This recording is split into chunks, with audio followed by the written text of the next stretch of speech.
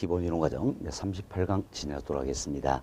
자, 여러분 교재 370페이지를 보시기 바랍니다. 370페이지 보시면 4절 주택 저당 채권 유동화 제도다 소개되어 있죠. 자, 저희들이 지난 시간에 현재 우리나라 도입 때 시행되는 부동산 유동화 제도 여러 가지가 있다 했습니다. 그 중에 대표되는 것 중에 하나가 바로 뭡니까? 주택 저당 채권 유동화 제도다. 여기 대해서 더 구체적으로 살펴보는 내용이다. 이렇게 생각하시면 되겠습니다. 자, 여기 보세요. 지난 시간에 저희들이 주택 저당 채권 유동화 제도다. 간략히 이렇게 말씀드렸죠.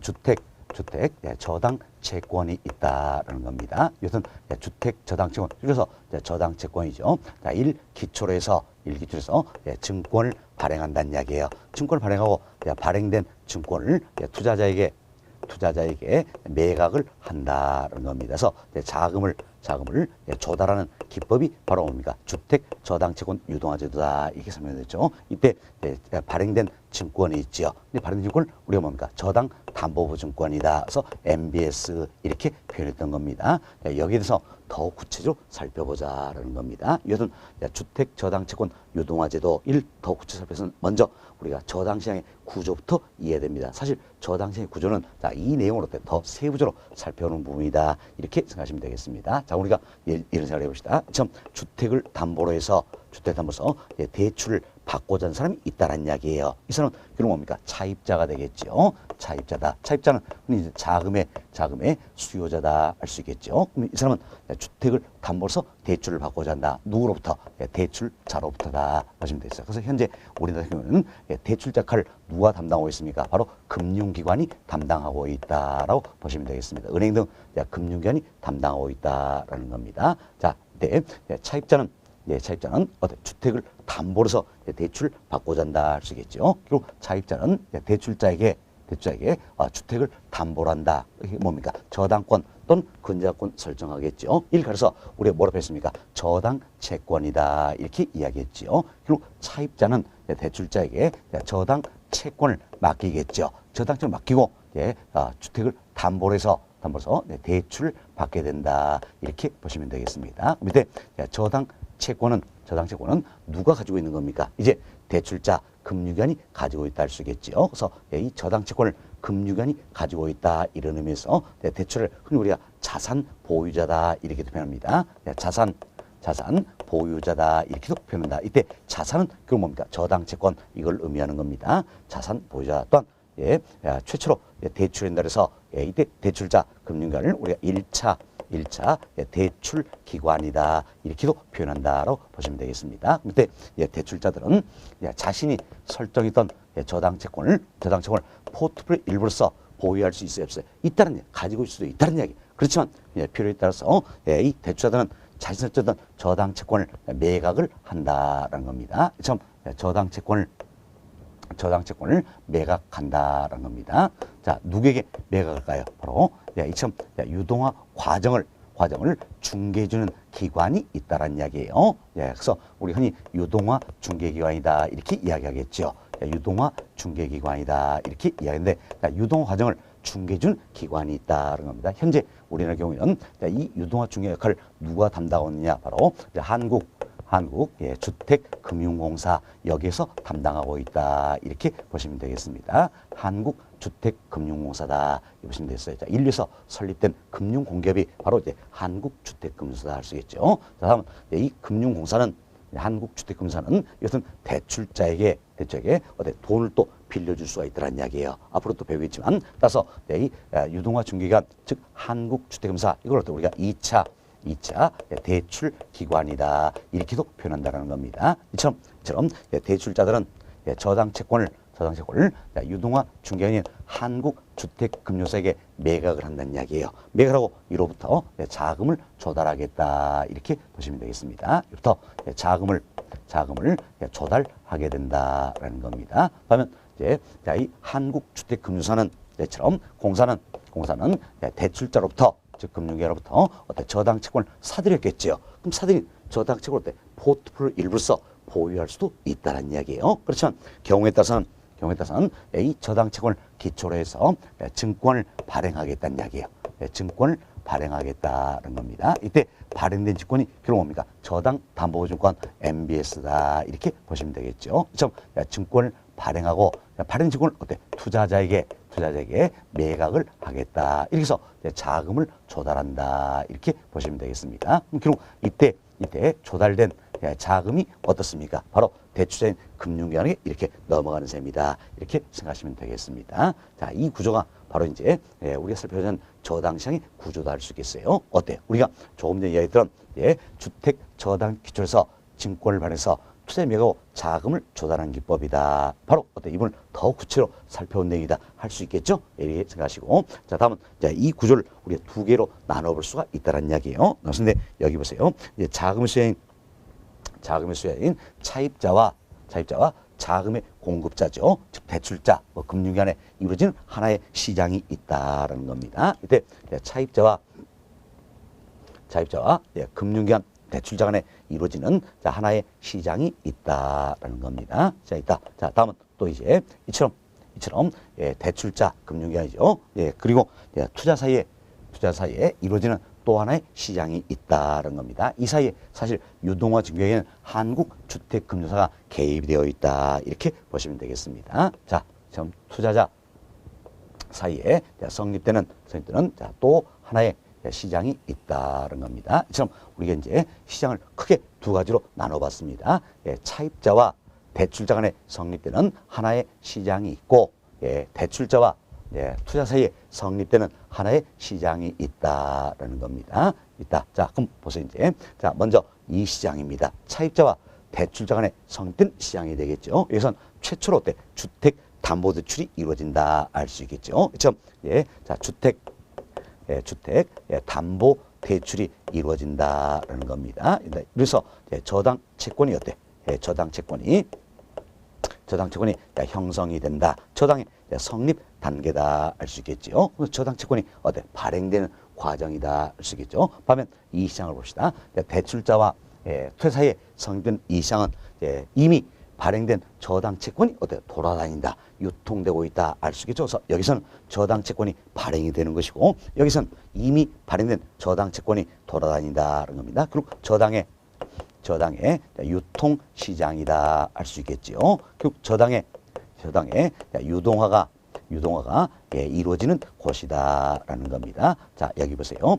참 저당 채권을 기초로 해서 증권을 발행했죠. 발행해서 발행 증권을 투자에 매각한다. 참 증권 발행을 통해서 유동성을 높여줄 수가 있다. 그래서 저당의 유동화가 이루어지는 것이다. 알 수 있겠죠. 그럼 자, 우리가 이제 차입자와 대출자 간에 이루어진 이 시장을 보니까 저당 채권이 최초로 형성이 된다. 저당의 성립 단계라서 저당 채권이 발행되는 곳이다. 알 수 있겠죠. 반면 대출자와 투자사에 성립된 이 시장은 저당의 유통시장이다. 저당 채권이 돌아다닌다. 그 이야기예요. 우리가 시장을 이처럼 발행시장, 유통시장으로 굳는다면 발행시장은 뭡니까? 1차 시장이다. 유통시장을 2차 시장이다. 이렇게 표현할 수 있다는 겁니다. 그래서 여기는 뭐가 됩니까? 이제 1차 저당 시장이다. 표현할 수 있겠죠. 그리고 여기는 어때? 2차 저당 시장이다. 이렇게 표현할 수가 있다. 그래서 여러분들이 1차 저당 시장과 2차 시장 구분을 잘 하셔야 되는 겁니다. 자, 이제 주택 담보 대출이 이루어집니다. 참 주택 담보 대출이 이루어짐으로써 저당 채권이 형성된다. 저당의 성립 단계는 뭡니까? 1차 저당 시장이 되겠지요. 다음 저당의 유통시장이다. 저당의 유동화가 이곳은 어디입니까? 바로 2차 저당시장이다라고 보시면 되겠습니다. 결국 주택 담보대출 이곳은 어디입니까? 1차 저당시장이에요. 다음 저당의 유동화 이곳은 어디입니까? 2차 저당시장이다. 우리 시험에 굉장히 출제가 잘 된 질문입니다. 다시 보세요. 자, 주택 담보대출이 이곳은 어디입니까? 1차 저당시장이죠. 다음 저당의 유동화가 이것은 어디입니까? 2차 저당시장이다라는 겁니다. 따라서 이것은 2차 저당시장이 존재하지 않는다면 저당의 유동화는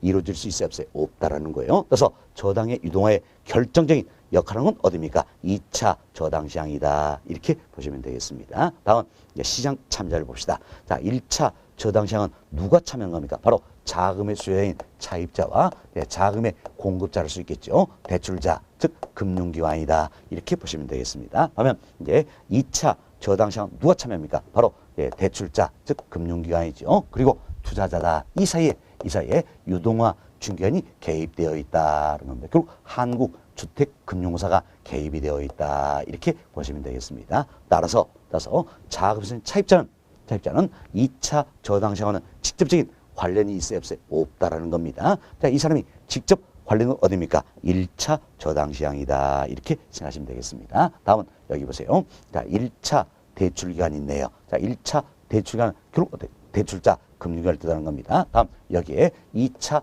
대출기간 이는 유동화 중개인 한국주택금융공사를 의미한다. 이렇게 보시면 되겠습니다. 여기는 자, 1차 대출기간, 2차 대출기간 모두가 자신들이 설정하거나 사들인 저당 채권을 포트폴리오 일부로 보유할 수 있어요, 없어요? 있다는 이야기야. 가지고 있을 수 있다는 이야기야. 그렇지만 경우에 따라서는 이를 매각하거나 또는 기초증권을 발행해서 투자 매각하면서 자금을 조달할 수도 있다. 이렇게 보시면 되겠어요. 그래서 1차 대출기간, 2차 대출기간 다 마찬가지입니다. 둘 모두 다 자신들이 설정하거나 자신들이 사들인 저당 채권을 포트폴리오 일부로서 보유할 수도 있고 경우에 따라서는 이를 매각해서 또 증권 발행을 통해서 매각해서 자금을 조달할 수 있다. 이렇게 생각하시면 되겠습니다. 다음은 이 같은 주택 저당채권 유동화 제도가 도입됨으로써 어떠한 효과가 나타나는지 몇 가지 말씀 좀 드리도록 하겠습니다. 자, 먼저 여기는 대출자 금융기관의 입장입니다.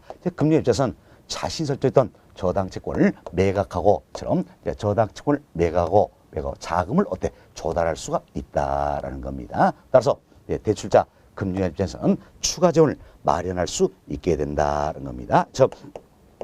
추가 재원을 마련할 수 있게 된다. 그럼 추가 재원을 마련할 수 있으니까 이로 인해서 금융기관의 대출자의 유동성은 어떻습니까? 향상이 되는 거지요. 유동성이 향상이 된다. 참 유동성이 향상됨으로 해서 유동성에 따른 위험은 감소하게 된다. 이분도 구별 잘 하셔야 됩니다. 자, 보세요. 추가 재원을 마련할 수 있기 때문에 이래서 유동성은 향상이 되는 거죠.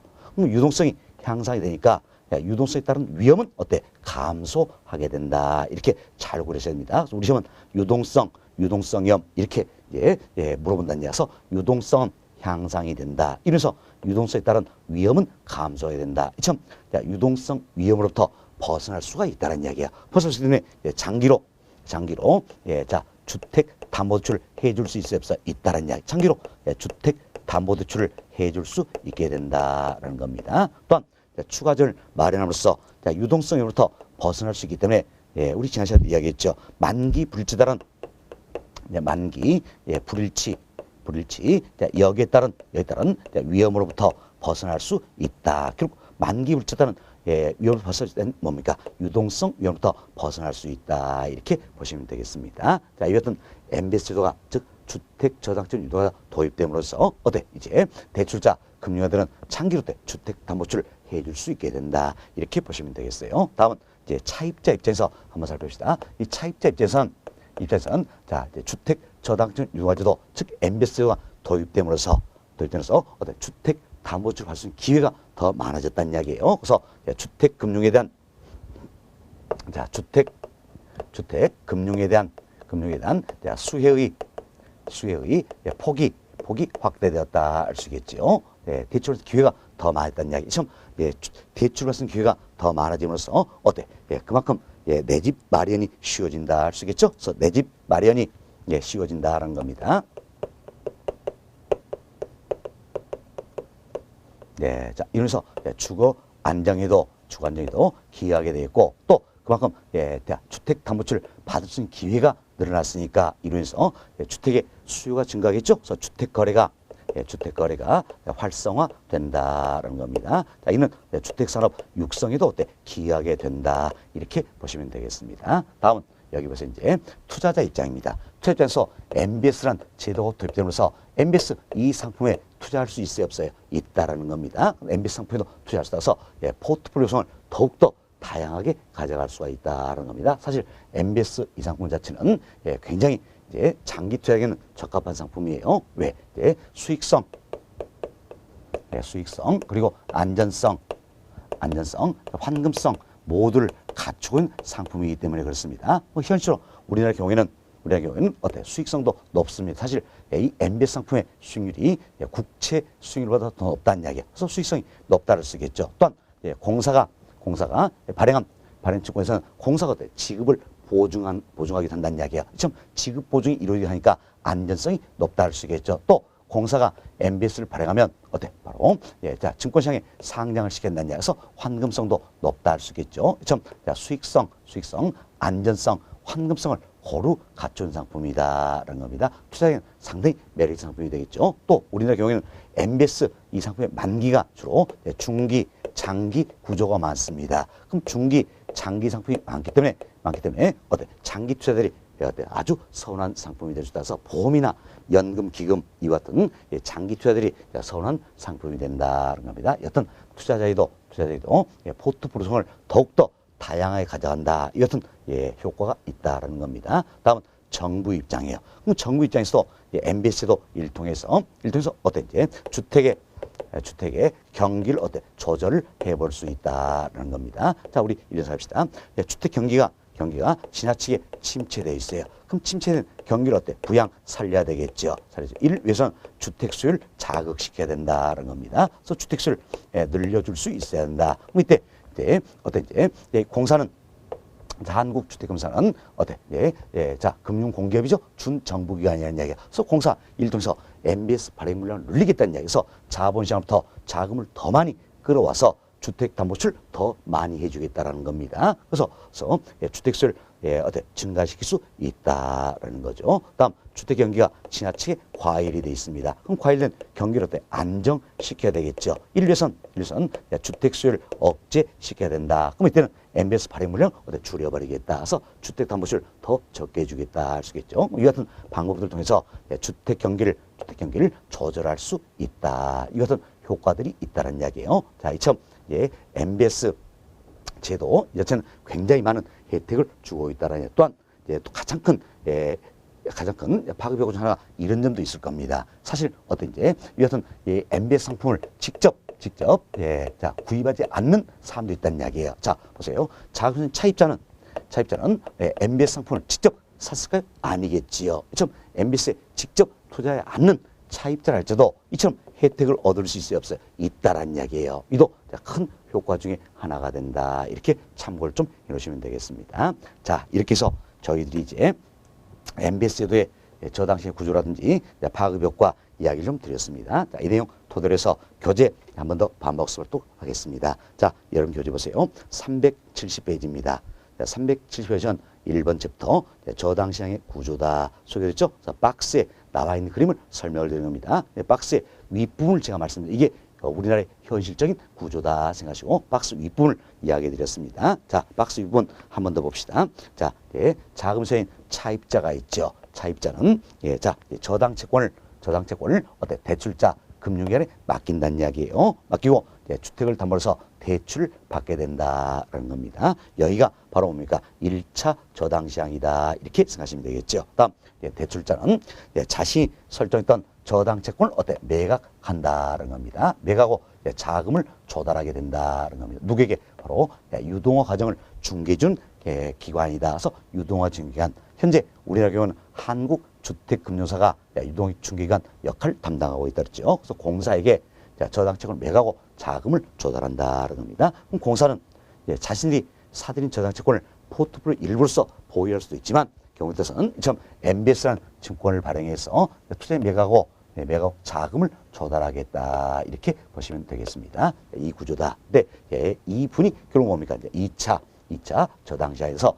1차 저당시장은 누구와 관계입니까? 차입자와 대출자의 관계가 되어 있고 2차 저당시장은 누굽니까? 대출자와 투자사의 성립된 시장이다. 이 사이에 한국주택금사 유동화 증권이 개입되어 있다. 이렇게 보시면 되겠습니다. 다음 박스 아래 동그라미 1번입니다.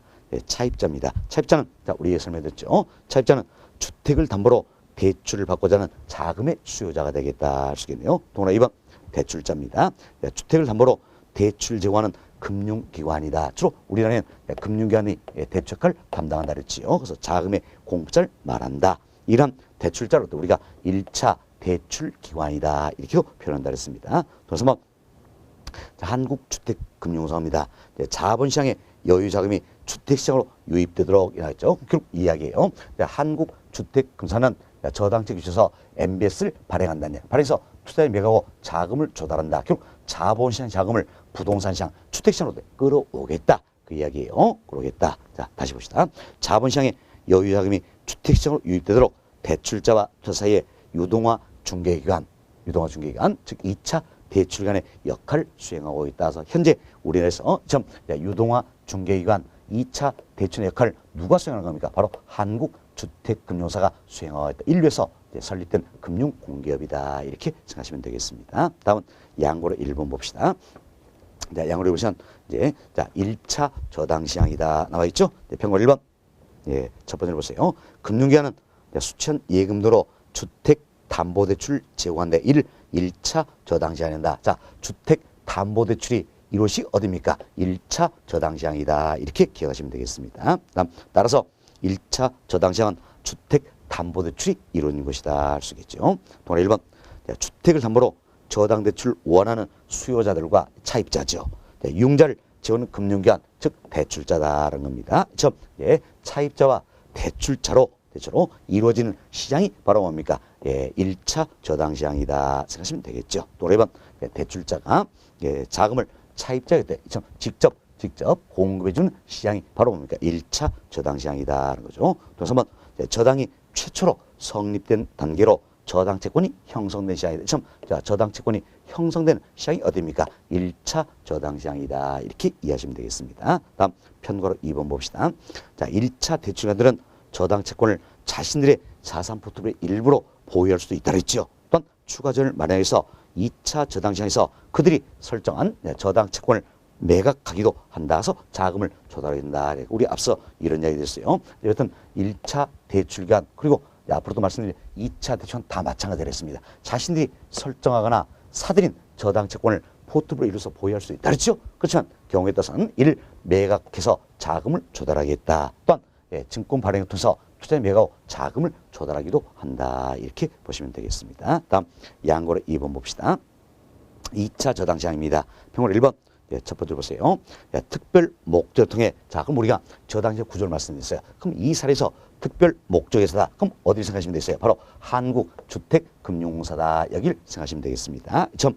특별 목적에서 통해 투자자로부터 자금을 조달한다는 이야기예요. 그래서 주택자금 대출관에게 공급해준 시장이다. 결국 MBS 등을 발행해서 투자 매각하고 자금을 조달한다. 이 조달한 자금을 대출자에게 이렇게 공급해주는 시장이다. 여기가 어디입니까? 바로 2차 저당시장이다. 이렇게 생각하시면 되겠죠. 2차 저당시장이다.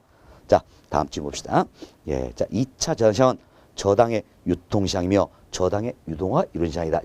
저당의 유통시장, 저당의 유동화가 이런 시 어디입니까? 바로 2차 저당시장이다라는 거죠. 자, 동그라미 1번 봅시다. 저당 대출기관과 다른 기관 투자 사이에 저당을 사고 파는 시장이다. 대출자와 투자 사이에 저당을 사고 파는 시장이다. 저당 유통시장 어디입니까? 2차 저당시장이다. 이렇게 이해하시면 되겠죠. 다음 2번 보세요. 1차 대출기관들은 자, 여기 있죠. 대출자 금융기관입니다. 이들은 그들이 설정한 저당을 팔고 이처럼 저당 채권을 매각한다냐. 매각하고 자금을 조달하겠다. 어디에서? 2차 저당시장에서다. 이렇게 생각하시면 되겠습니다. 3번 주택 저당채권 유동화는 어디에서? 2차 저당시장에서 이루어진다. 따라서 2차 저당시장이 존재하지 않는다면 저당의 유동화는 이룰 수 없다는 이야기여서 저당의 유동화의 결정적인 역할을 한 것이 바로 어디입니까? 2차 저당시장이다. 이렇게 설명드렸죠. 이게 동그라 4번 내용이에요.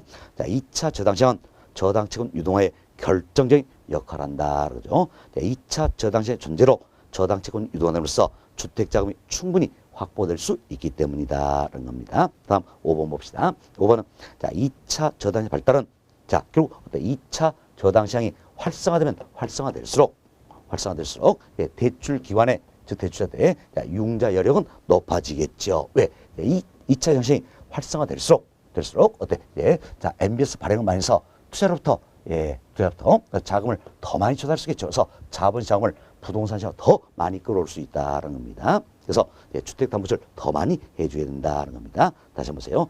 2차 저당시장의 발달은 대출기관의 융자력을 높여준다 할 수 있겠지요. 그래서 주택금융 활성화에 크게 기여할 수 있다는 겁니다. 도로 6번 봅시다. 2차 저당시장은 저당 대부를 받은 원래의 저당 차입자는 아무런 직접적인 관계가 없다. 우리 이 설명했죠. 이점 자금의 수행 차입자 이 사람은 자, 2차 저당 시장과 직접적인 관련이 있어요, 없어요? 없죠. 이 사람이 직접 관련은 어디입니까? 1차 저당 시장이다. 이렇게 생각하시면 되겠습니다. 자, 다음 편거로 2번 봅시다. 자, 2차 대출기간입니다. 자, 2차 대출기간 그럼 뭡니까? 유동화 중개기간 한국주택금융사가 역할을 수행하고 있다 생각하시면 되겠죠. 그래서 예, 자, 2차 대출기간은 1차 대출기간과 투자자를 연결하는 유동화 중개를 말한다. 자, 여기 있네요. 자, 이처럼 1차 대출기간, 자, 대출자 금융기관이죠. 자, 이들과 투자자를 연결시켜주는 중개기관이다. 이렇게 보시면 되겠지요. 자, 우리나라의 경우 한국주택금융사 설립되어 저당 채권의 유동을 담당하고 있다. 결국 우리나라에서 유동화 중개기관 2차 대출 역할을 누가 담당합니까? 바로 한국주택금융사 여기서 담당하고 있다는 겁니다. 다음 페이지 봅시다. 다음 페이지. 자, 2차 대출기간은 1차 대출을 매입한 저당 채권을 자신의 자산 포트폴리오 일부로 보유하기도 하고 일기시로 MBS 발행해서 투자자들에게 매각해서 자금을 조달하게 된다. 결국 이야기죠. 자, 2차 대출기간은 1차 대출부터 사들인 저당 채권을 포트폴리오 일부로 보유할 수 있어요, 없어요? 있다고 했죠. 그렇지만 경우에 따라서는 일시로 MBS 등을 발행해서 투자 매각하고 자금을 조달하기도 한다. 이렇게 보시면 되겠습니다. 됐습니다. 자, 이런 이해하시면 되겠고 다음은 양고로 3번 봅시다. 양고 3번 시간 저당 채권 유동화제도의 파급 효과다. 그리고 MBS가 도입되면서 어떤 효과가 나타날 것인가 이걸 설명하는 내용이 되겠습니다. 자, 먼저 편곡 1번 금융기관 입장입니다. 금융기관, 자, 금융기관 대출자가 되겠죠. 금융기관 즉 대출자 입장에서는 MBS도 이래서 어떤 효과가 있을 것인가. 자, 먼저 동일 1번 금융기관은 보유하고 있는 주택담보대출채권이다. 이때 주택담보대출이 바로 뭡니까? 저당채권이다 생각하시면 되겠죠. 우리 시험에서 이런 지문이 출제해서 그대로 넣어드린 겁니다. 저당채권 이걸 유동하여 자금을 조달할 수 있다. 결국 금융기관 대출자 입장에서는 자신 설정했던 저당채권을 매각하고 자금을 조달할 수 있어요, 없어요? 있다는 거죠. MBS가 도입되기 때문에 이처럼 저당채권 매각하고 자금을 조달할 수 있다는 겁니다. 자, 이로 해서 동일 2번 금융기관은 주택금융자금의 수급불균을 해소할 수 있다. 왜? 추가존을 마련할 수 있으니까 수급불균 해소할 수 있겠지요. 또한 동일 3번 금융기관의 유동성은 향상이 된다. 조심하자 그랬죠. 유동성은 향상이 된다. 이래서 금융기관의 유동성 위험이 감소하게 된다라는 겁니다. 유동성 위험에서 벗어날 수 있기 때문에 동일 4번 금융기관은 주택수요자에게 안정적으로 장기 대출 가능성이 증가한다. 결국 장기로 주택담보대출을 더 많이 해주게 된다. 이렇게 보시면 되겠습니다. 다음 5번 보세요. 금융기관의 조달과 운용에 있어 만기 불이체에 따른 위험을 감소시킨다. 결국 만기 불이체에 따른 위험이 뭡니까? 유동성 위험이다 할 수 있겠지요. 그렇죠? 유동성 위험이다. 그래서 MBS가 도입되면서 좀 유동성 위험으로부터 벗어날 수 있다. 생각하시면 되겠습니다. 다음 동그라미 6번이에요. 금융기관의 장기 대출에 따른 자금의 고정화임을 감소시킨다. 자, 이건 이런 생각을 해봅시다. 자, 금융기관이 차입자에게 주택을 담보로서 대출해줬어요. 이때 대출 금액이 1억이다. 만기 30년이라는 이야기야. 30년. 그리고 우리가 쉽게 이런 생각합시다. 원금 만기 일시상환 방식이다라는 겁니다. 그럼 원금은 만기 일시상환 되겠죠. 그럼 1억이란 이 금액이 30년 동안 묶여 있잖아요. 묶여 있죠. 그렇지만 MBS가 존재한다면 저당 채권을 매각하고 자금을 조달했을 때 이 1억이라는 금액이 이제는 묶이지 않겠죠? 틀려버린다는 이야기예요. 그래서 자금의 고정화 현상 이걸 감소시킬 수 있다 그 이야기예요. 그래서 6번 질문 금융기관의 장기 대출에 따른 자금의 고정화임을 감소시킨다로 보시면 되겠습니다. 다음은 7번입니다. 7번은 우리가 이런 식으로 해봅시다. 자, 이처럼 대출자 금융기관이 당초에 주택담보대출 해줄 목적으로 100억 이걸 조달했습니다. 그럼 100억 이걸 줘서 주택담보대출을 해주겠다는 이야기예요. 그래서 대출 몇 건 하니까 100억 소진돼 버렸죠. 그럼 더 이상 주택담보대출을 해줄 수 있어요, 없어요? 없다라는 이야기. 그러나 MBS가 도입되면서 이 주택담보대출 100억 가지고 해주고 저당채권 받아놨겠죠?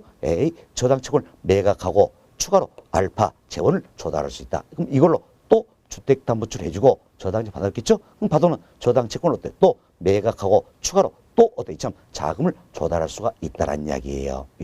뭐 이론적으로만 따진다면 무제한 자금 조달이 가능한, 물론 이론적이에요. 무제한 자금 조달이 가능하다는 겁니다. 자, 그럼 우리 이 내용을 통해서 당초에는 100억이라는 한정된 재원이었어요. 이를 통해서 MBS를 준비함으로써 더 추가적으로 더 많은 자금을 조달할 수 있기 때문에 한정된 가지고 다수의 어떤 이제 자금 수요에게 주택담보출을 해줄 수 있어요, 없어요? 있다. 이렇게 보시면 되겠습니다. 자, 동원의 침 봅시다.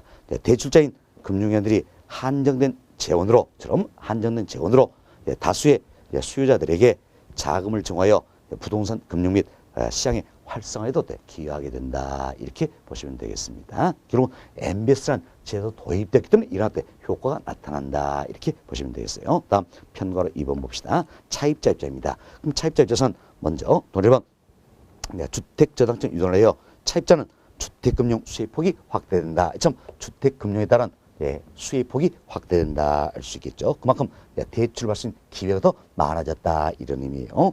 동일한 2번 자 주택저당증권 즉 MBS를 발행해서 주택저당대출의 공급이 늘게 되면 결국 주택담보세를 더 많이 해준다는 이야기예요. 많이 되면 주택 수요가 증가하게 된다 할 수 있겠죠. 동일한 3번 자 주택자금 차입이 용이해지고 그만큼 대출 받을 기회가 많아졌으니까 주택담보세를 쉽게 받을 수 있게 된다 그 이야기지요. 다음 동일한 4번 내 집 마련의 기회가 확대됨으로 주거 안정에 기여가 된다. 그래서 내 집 마련이 용이해지고 이를 통해서 주거 안정에 기여하게 된다. 이렇게 이해하시면 되겠습니다. 다음 편으로 3번입니다. 저당채권 투자자다. 자, 여기는 투자자 입장입니다. 자, 동그라 1번 봅시다. 주택 저당채권 유도하는 저당채권 투자자에게 자산 포트폴리오 구성을 다양하게 한다라는 건데 이건 우리가 이런 이야기겠죠. 자, MBS가 도입되면서 투자자는 MBS라는 상품에 투자할 수 있는 길이 열렸다는 이야기에서 포트폴리오 구성을 더욱더 다양하게 가져갈 수 있다는 겁니다. 또 2번 다양한 만기 구조로 반영되고 자 MBS 이 상품입니다. 이 상품이 다양한 만기 구조로 반영되고 중장기 상품의 비율이 높다라 그랬지요. 높다. 여기서 안정적인 장기 투자를 할 수 있는 기회를 갖게 된다는 겁니다. 이처럼 장기 투자 수 있는 기회를 갖기 때문에 결국 연금이나 기금, 보험 이와 통해서 아주 선호하게 된다는 겁니다. 다음 동일한 3번 투자자에게 안전성, 수익성, 환급성 등을 모두 갖추고 있는 투자상품을 제공한다. MBS 상품 자체는 수익성, 안전성, 환급성이 뛰어나다죠. 뛰어나다. 그래서 이제 수익성, 안전성, 환급성을 모두 갖춘 상품을 제공을 하게 된다. 이렇게 보시면 되겠습니다. 다음 평가 4번 정부 입장입니다. 정부 입장에서도 자 주택저당채권을 통해서 자 주택저당채권 유도제도를 통해서 주택의 경기를 조절할 수 있다라 그랬지요. 동일 1번 주택 경기 조절을 가능하게 한다는 겁니다. 또한 동그라미 보세요. 정부는 주택저당채권을 발행해서 투자자의 매각하고 이때 정부는 뭡니까? 한국주택금사 이걸 통해서 한다 생각하시면 되겠어요. 금융공기업이니까 정부 뭐 이런 표현을 우리 시험에서 사용한 적이 있어서 넣어드렸습니다. 여튼 주택저당채권이다. 즉 MBS를 발행을 합니다. 발행해서 투자 매각하고 자금을 조달해서 더 많은 자금세인 차입자에게 주택담보출을 해줄 수 있게 된다는 겁니다. 자, 이로 인해서 장기적으로 주택가격을 안정시켜볼 수도 있다라는 효과도 나타난다라는 겁니다. 이건 장기적인 부분이에요. 장기적으로는 주택가격을 안정시킬 수도 있다라는 겁니다. 이렇게 참고해 주시면 되겠습니다. 자, 그래서 저희들이 이제 저당채권 유동화제도의 파급 효과 여기까지 다 말씀드렸습니다. 특히 이 중에서도 여러분들이 금융기관 입장에서 어떤 효과들이 나타날 것인가 이걸 잘 정리해 주시기 바라겠습니다. 자, 금융 입장에서는 이제 추가전을 마련할 수 있다 했죠. 이래서 유동성은 향상되고 유동성 위험은 감소한다. 참 유동성 위험으로부터 벗어날 수 있기 때문에 장기로 주택담보출 해주게 된다. 이래요. 특히 잘 이해하시기 바라겠습니다. 다음 이제 373페이지 2번 챕터로 넘어갑니다. 자, 2번 챕터는 이제 저당담보증권이다. 소있죠? 우리 앞서 했어요. 자, 이 저당채권 1기초에서 발행한 증권이 있더라. 이 증권이 바로 뭡니까? MBS 저당담보증권이다. 여기에 대해서 살펴보는 내용이 되겠습니다. 그런데 우리가 먼저 이제 이분부터 간략하게 설명을 좀 드리도록 하겠습니다. 자, 여기 보세요. 여기 보시면 이제 자 1차 저당 시장의 상품이 있죠. 1차 저당 상품 그럼 뭡니까? 주택담보대출 상품이다라는 겁니다. 다음 여기가 2차 저당 시장이죠. 그럼 2차 저당 시장의 상품은 뭡니까? 바로 MBS MBS 저당 담보보증권이다라는 겁니다. 그래서 자 주택담보상품과 MBS 이 상품을 비교를 한번 해보자라는 겁니다. 자 보세요. 주택담보대출이 만기 30년으로 이루어졌다는 이야기예요. 그럼 일기초로 발행된 MBS 상품도 반드시 만기가 30년이 돼야 될 것인가? 그럴 필요는 없다라는 이야기예요. 자, 일기초서 새로운 상품을 만들기 때문에 30년보다 훨씬 더 짧은 만기의 상품 만들어 볼 수 있다는 겁니다. 현실적으로 우리나라의 경우에도 MBS 상품의 만기는 대체로 주택담보상품의 만기보다 훨씬 더 짧다 이렇게 보시면 되겠습니다. 그래서 MBS의 만기가 주택담보대출 상품의 만기보다 훨씬 더 짧다 이렇게 보시면 되겠어요. 다음은 이제 주택담보대출이 고정금리로 이루어졌습니다. 그럼 주택담보대출이 고정금리를 따라서 일기초로 발행한 MBS 상품도 반드시 고정금리가 될 것인가? 이럴 필요도 없다라는 이야기. 왜? 자, 일기초에서 새로운 상품을 만들어내는 것이기 때문에 투자자의 다양한 욕구를 충족시키기 위해서는 고정금리로 발행할 수도 있지만 MBS 상품을 고정금리로 발행할 수 있지만 변동금리로 발행할 수도 있다. 이렇게 보시면 되겠습니다. 다음은 금리 구조를 살펴봅시다. 자, 1차 저당시장의 상품의 금리가 있습니다. 자, 그럼 보세요. 1차 저당 상품 뭡니까? 주택담보대출 상품이죠. 여기 금리가 바로 뭡니까? 주택담보대출은 대출금리다라는 겁니다. 대출금리. 다음 2차 저당시장의 상품의 금리입니다. 2차 저당 상품 뭡니까? MBS 이 상품이죠. 그럼 MBS의 수익률이 있다는 이야기. 이걸 비교해보자는 겁니다. 밑에 MBS란 이 상품이 발행이 되기 위해서는 대출금리와 MBS 수익률 중 어디가 더 높아야 될 것인가? 바로 대출금리가 더 높아야 된다는 겁니다. 사실 보세요. 이제 우리가 이런 생각을 해봅시다. 자, 이제 당초에 여기는 대출자 금융원들이 저당 채권을 가지고 있겠지요. 그럼 가지고 있는 저당 채권에 의해서 차입자로부터 원금 상환 이자를 또 지급받게 된다는 이야기예요. 이때 이 금융기관들이 저당 채권을 공사에게 매각을 했다는 이야기예요. 매각했다. 그럼 결국 여기서 이렇게 이렇게 원금 상환 이자 주려면 다시 이렇게 넘어가게 된다는 겁니다. 그럼 우리가 여기를 발행자다 이렇게 생각합시다. 발행자 입장이다. 그럼 발행자 입장에서 대출 금리는 결국은 어떻습니까? 이처럼 받는 금리가 된다 할 수 있겠지요. 자, 발행자 입장에서 대출금리는 받는 금리다라는 겁니다. 자, 그리고 자, 공사가 MBS를 발행했어요. 발행인데 채권 형태로 발행했다는 이야기에서 투자 매각하고 당연히 이렇게 이자를 줘야 되겠지요. 이자 준다. 그래서 MBS 수익률은 발행자 입장에서 뭡니까? 주는 금리가 된다는 겁니다. 주는 금리다. 자, 그럼 보세요. 이제 발행자 입장에서 MBS를 발행하기 위해서는 받는 금리와 주는 금리 뭐가 높아야 될까? 당연히 받는 금리가 더 높아야 되겠지요. 자, 보세요. 그래서 3% 이자 받아서 여기서 5% 이자 준다라면 굳이 발행할 필요 있어요, 없어요? 없다는 얘기 없다라는 겁니다. 그래서 이제 받는 금리가 더 높아야 된다는 겁니다. 그래서 대출 금리가 더 높다. 결국 MBS 수익률은 주택담보대출 금리보다는 더 낮다라는 이야기예요. 낮다. 그렇지만 이 MBS 상품이 팔리기 위해선 반드시 투자자의 요구 수익률을 충족시킬 수 있어야 한다는 이야기. 자, 보세요. MBS 수익률이 대출금리 낮다고 하더라도 상품이 팔리기 위해서는 반드시 투자자의 요구 수익률을 충족시킬 수 있어야 된다. 이런 금리 구조를 이해하시면 되겠다라는 겁니다. 자, 다시 말씀드립니다. 잘 기억하세요. 자, 여기 보세요.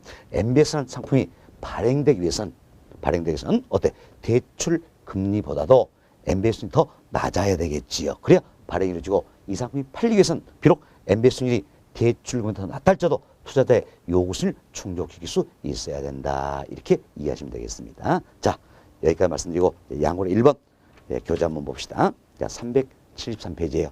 양골 1번 첫 번째 봅시다. 저당 대출기관이나 저당 회사 등이 자신들이 설정한 사들인 저당을 담보로 하여 발행하는 증권이다. 결국 저당 채권 1 담보로서 발행한 주권이 뭡니까? 저당 담보보증권 MBS가 되겠지요. 지금 저당 담보보증권 MBS란다는 겁니다. 동안에 1번 보세요. 주택 저당 대출의 집합으로부터 자, 이때 집합 풀을 구성한다 나와 있는데 이건 이런 생각하세요. 자, 저당 채권이 한두 개 있는 게 아니죠. 여러 개의 저당 채권을 이렇게 모은다는 얘기에서 집합 풀을 구성한다. 이렇게 해서 MBS를 발행하게 되는 겁니다.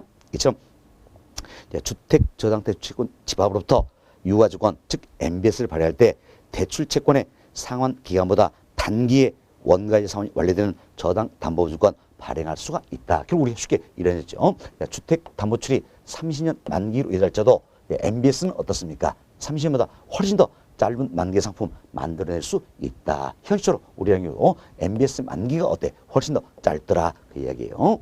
자, 다음 동그라미 2 봅시다. 모 저당이 고정 이자를 저당할자도 자, 모 저당은 결국 뭡니까? 주택담보출을 말하는 겁니다. 그래서 우리가 의미가 있어요. 주택담보출이 고정금리로 이루어졌다 할자도 일기수로 이제 MBS 상품 만들어있죠. 이때는 고정금리로 만들 수도 있고 변동 상품도 만들어낼 수 있다. 그래서 투자자의 다양한 욕구를 충족시켜준다. 이렇게 보시면 되겠어요. 그래서 지금 다시 봅시다. 모 저당이 고정 이자를 저당할자도 저당 담보주권 즉 MBS는 고정 이자율이나 가변 이자율로 발행할 수도 있는데 가변 이자율이 결국 뭡니까? 금리가 변한다. 변동금리다. 이렇게 생각하시면 되겠습니다. 다음 한 개의 저당을 하나 또는 여러 개 쪼개어 저당 담보주권 발행할 수도 있겠죠.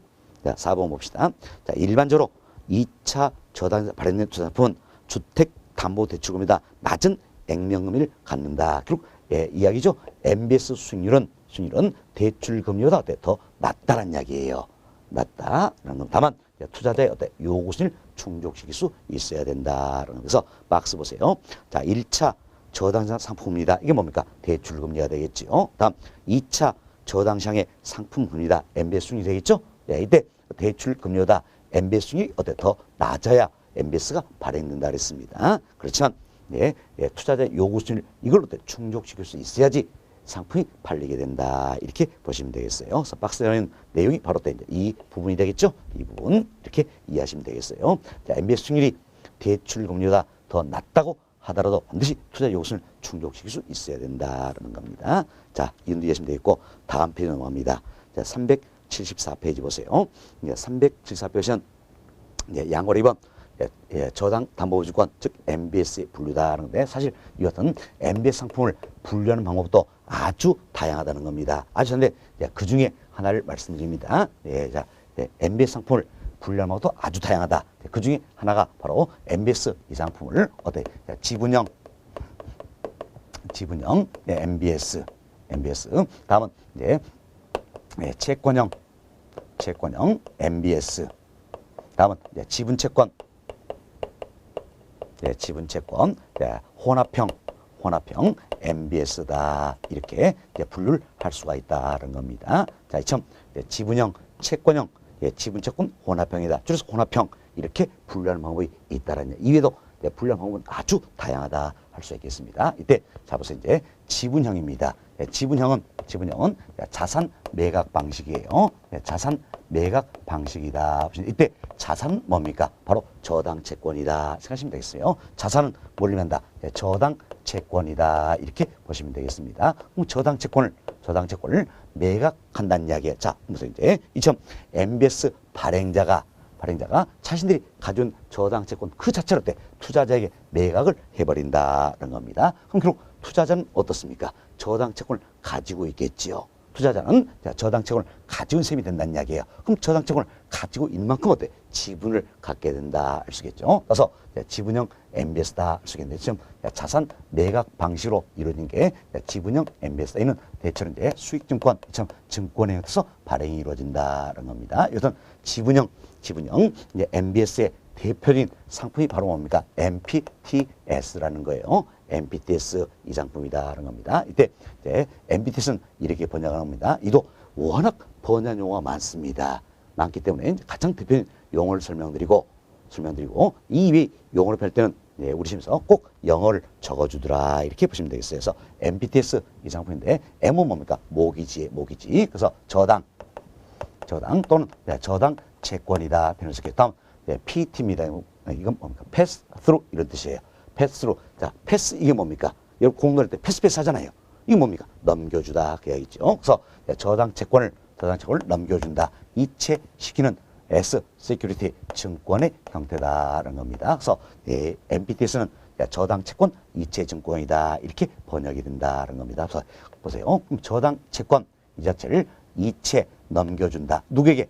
투자자에게 넘겨준다. 이것은 증권의 형태가 된다. 이게 이제 바로 MBTS 이 상품이다. 이렇게 보시면 되겠어요. MBTS는 어때? 저당채권 이 자체를 투자자에게 넘겨준 거죠. 넘겨주면 투자자는 어때? 예, 저당채권을 가지고 있는 셈이 된다. 그래서 지분을 갖게 되니까 지분형 MBS의 대표인 얘가 되겠습니다. 다음 채권형입니다.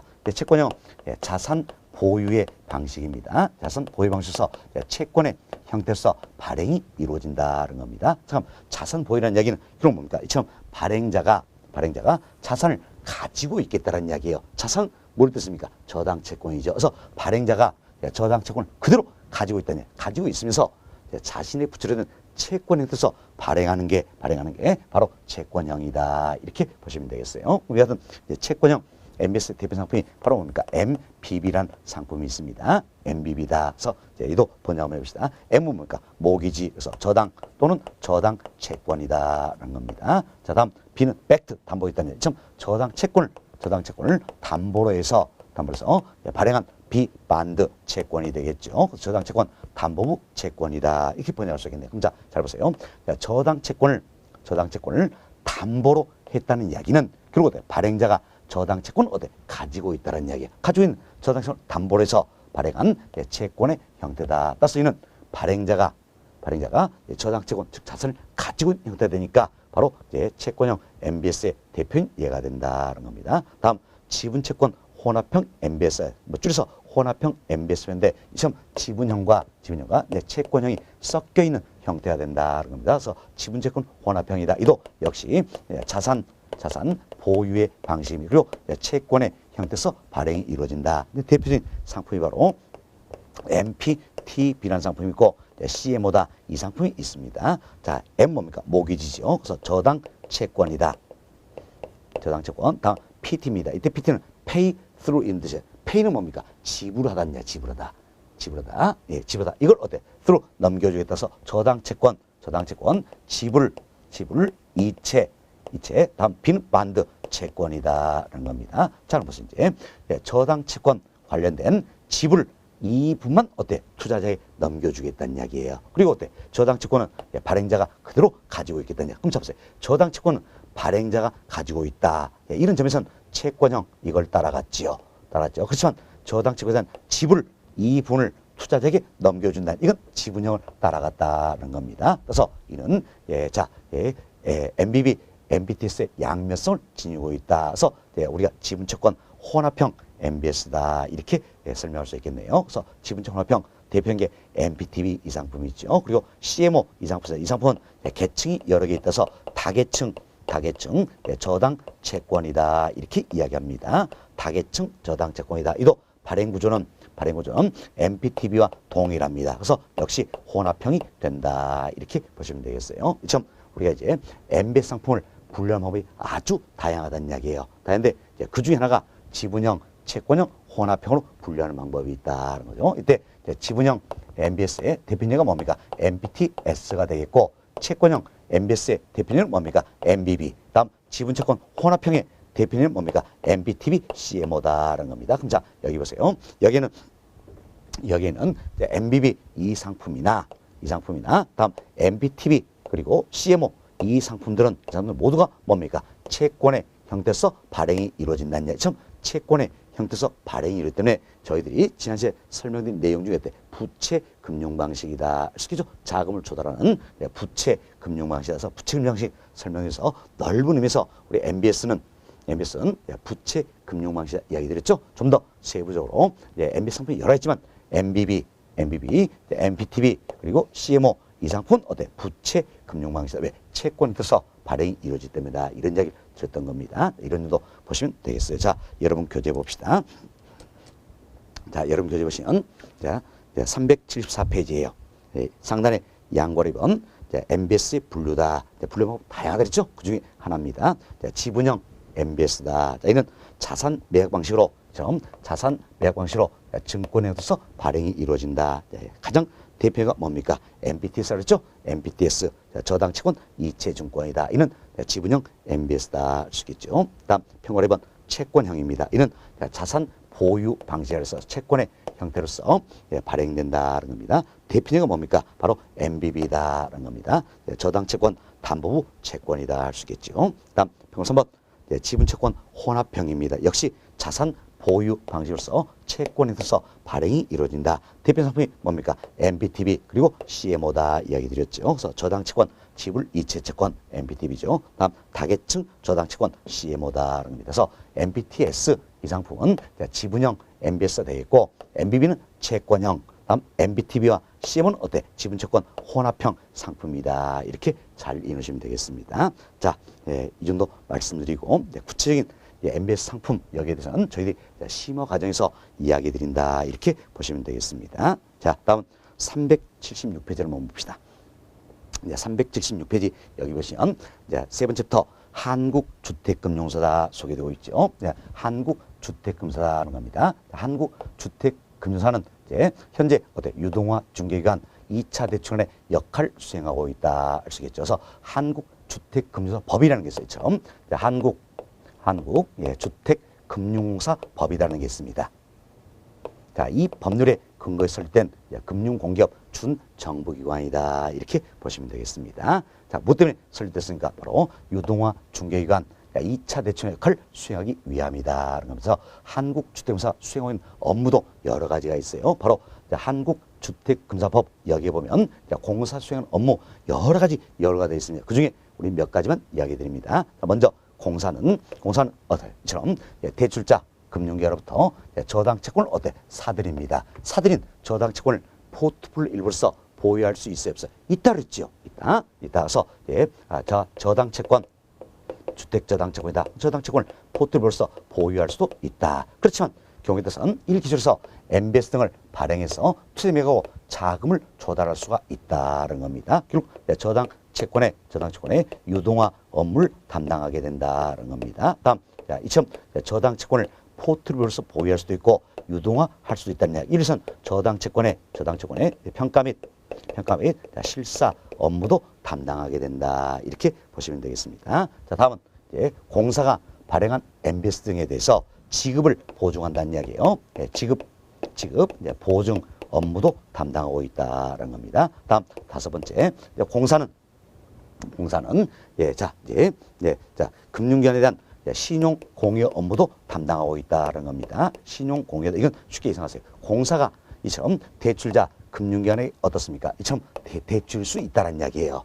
대출일 수 있다는 겁니다. 그럼 자, 공사가 이쪽으로 대출일 수 있기 때문에 공사를 우리가 2차 대출이다 이렇게 표현했잖아요. 그럼 이때 쉽게 신용 공여를 했어요. 그럼 대출자들은 어디에만 써야 할 것인가? 바로 장기로 주택담보대출 목적으로만 써야 된다는 겁니다. 다음 여섯 번째 주택금융에 대한 신용 보증 업무도 담당하고 있다는 겁니다. 이건 쉽게 우리가 이런 생각을 합시다. 주택금융에 대한 신용 보증 업무가 되는데 이건 이렇게 한번 생각해 봅시다. 내가 전세금 대출받고자 한다는 이야기. 그러나 은행 가서 전세금 대출받고자 하니까 잘 해줘야 돼요. 안 해준다는 이야기예요. 이때 공사가 보증서를 발행해 주겠다. 그럼 공사가 발행한 보증서 일 통해서 내가 좀 더 쉽게 전세금 대출 받아볼 수 있다는 겁니다. 자, 일 통해서 국민들의 주거 안정에 기하고자 한다는 겁니다. 이처럼 수요자뿐만 아니라 신용보증 업무는 공급자도 대상이 되고 있다. 참고하시고 다음은 주택연금이라는 상품이 있어요. 그럼 주택연금이란 이 상품에서 제도 주관하고 있다. 그래서 주택연금 이 상품은 우리가 이렇게 표현합니다. 주택을 담보로 해서 노후에 연금 받는 상품이다라는 겁니다. 주택을 담보로서 노후에 연금 받는 상품이다. 이것은 주택담보노후연금에 대한 제도를 주관해서 보증 업무를 수행하고 있다는 겁니다. 다음은 여기서요. 이처럼 주택금융 신용보증 업무나 다음은 주택담보노후연금 보증 업무를 수행하기 위해서는 이처럼 보증 업무를 수행하기 위해서는 뭔가 미천이 있어야 되겠지요. 그래서 기금 또 계정을 설치하고 관리 운용하는 업무도 담당하게 된다는 겁니다. 이때 기금은 주택금융 신용보증기금이다. 주택금융 신용보증기금이다. 다음 계정은 뭡니까? 주택담보노후연금보증 계정이다. 이렇게 참고하시면 되겠습니다. 처음 기금 계정을 설치하고 관리 운영을 업무 담당. 왜? 보증 업무를 수행하기 위해서다. 이렇게 쉽게 생각하시면 돼요. 이외에도 여러 가지 업무를 수행했지만 주된 업무들은 바로 이런 부분이다 생각하시고 제목 중심으로 일단 이해가 좀 되시면 되겠습니다. 자, 예, 제목 중심으로 한번 살펴드립니다. 자, 여러분 교재 376페이지 보세요. 네, 376페이지는 양고래 1번. 예, 첫 번째로 봅시다. 한국주택금사는 예, 자, 관련된 법적은 뭡니까? 한국주택금융사법이라 그랬지요. 여기에서 출범한 금융공기업이다. 그래서 주택금융 등의 장기적 안정적인 공급을 촉진하여 국민의 복지 증진과 국민 발전에 이바지할 목적으로 설립되었다는 겁니다. 동일 1번. 예, 실제상의 유동화 중개사로서 현재 유동화 중개한 역할 수행하고 있다 그랬죠? 예, 자, 현재 유동화 중개사 역할 수행하고 있다는 겁니다. 다음 우측 페이지 보세요. 우측 페이지는 양호리 2번 주요 업무다 소개되고 있는데, 자, 오늘은 저희들이 제목 중심만 좀 이해를 하시자 해서 간략간략 설명을 좀 드렸습니다. 먼저 편과 1번 예, 주택 저당 채권 어때? 포트폴리오에서 보유할 수 있다 그랬죠? 편과 2번 예, 주택 저당 채권 유동화 업무도 담당하고 있다. 다음 편과 3번 예, 주택 저당 채권에 대한 평가 및 실사 업무. 예, 편과 4번 예, 지급 보증 업무도 담당한다. 자, 다음 편과 5번 금융기관에 대한 신용 공여 업무도 담당하고 있다는 겁니다. 다음 페이지 평화 6번 주택금융에 대한 신용 보증 업무도 담당하고, 다음 예, 평화 7번 하단 있죠. 주택담보 노후연금에 대한 보증 업무도 담당하고 있다. 참 보증 업무 인력에서는 미천이 있어야 나와서 다음 페이지 8번 평화 8번 예, 기금 계정의 설치 그리고 관리 운영 업무도 담당하고 있다. 이렇게 보시면 되겠습니다. 됐습니다. 자, 이런 정도 네, 말씀을 좀 드리면 될 것 같아요. 자, 이렇게 해서 저희들이 이제 한국주택금사 여기까지 이야기를 좀 드렸습니다. 예, 그리고 여러분 교재 넘겨보시면 예, 이제 384페이지에 네 번째부터 보금자료는 상품이다. 여기서부터는 이제 한국주택금사가 주로 제도 중하고 있는 상품에 대해서 소개하고 있는데, 그리고 한국주택금사가 제도 주관하는 상품에 직접 판매하는 건 아닙니다.